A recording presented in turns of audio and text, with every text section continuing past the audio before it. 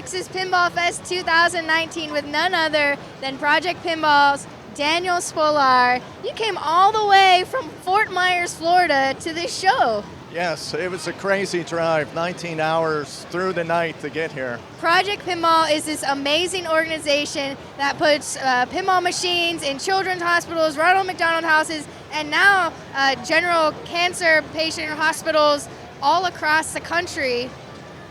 Where did this start and why is Project Pinball so awesome? I'm a huge fan.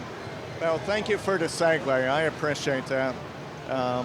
We started modestly in the backyard of Fort Myers. We found one machine, and we seen the potential that machine had in that setting. So, with child life specialists and other people in the hospital, other physicians, they were giving us testimony of why a machine, like a pinball machine, could be therapeutic. And from there, it stemmed out across the United States.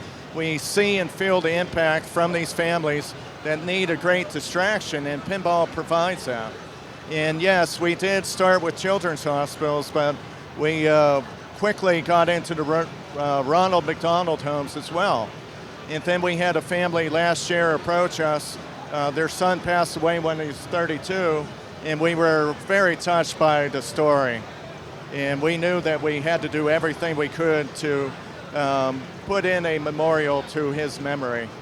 And it was a pinball machine and a theme that he loved when he was alive. That's awesome. So you guys really go out of the way to bring these pinball machines to people. What is the process like if I wanted to get a pinball machine in my local hospital or something like that? How do I go about doing that? That's a good question, because a lot of people ask that. How do I get Project Pinball to look in my backyard? And it starts by them, because they're from that community. They know the nuances and the makeup of their community, and they can reach out to other people, maybe people that they know that are of that hospital system. And what they do is they have them contact us. We have the conversation of what our charity does for other hospitals and what we could do for them. And that's pretty much the start of things. So how many pinball machines do we have now across the U.S.? We have 40 pinball machines, and we're mounting up for the Love Across America tour, which is going to start in July.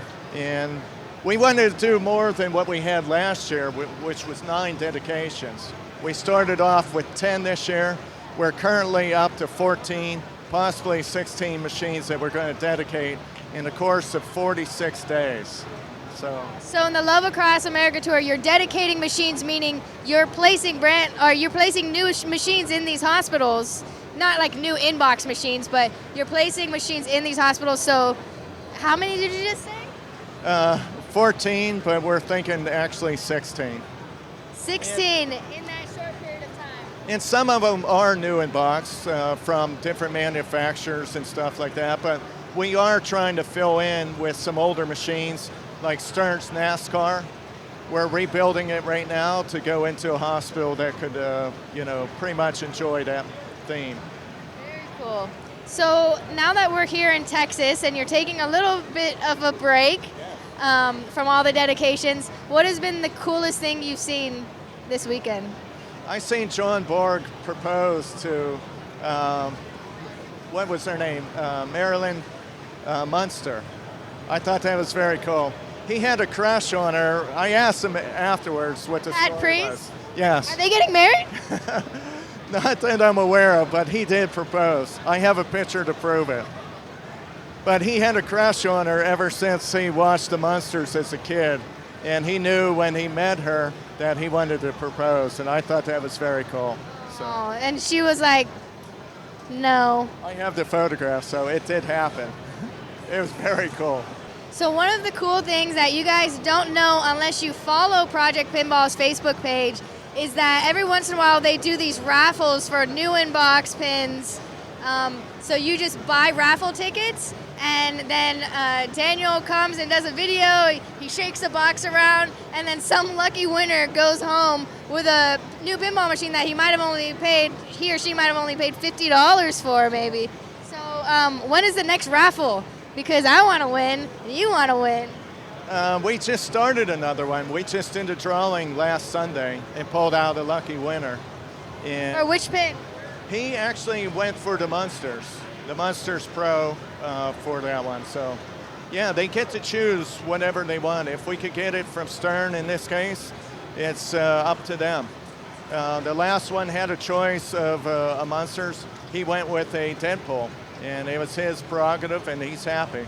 So, yeah, the raffles are a neat way for us to take in donations to help us do great things, because we buy a machine with that money to give out to the winner, and the rest of that money helps us place pinball machines in children's hospitals. So it's a good thing. Why do you do this? Why do you spend 24/7 of your life dedicated to pinball and Project Pinball?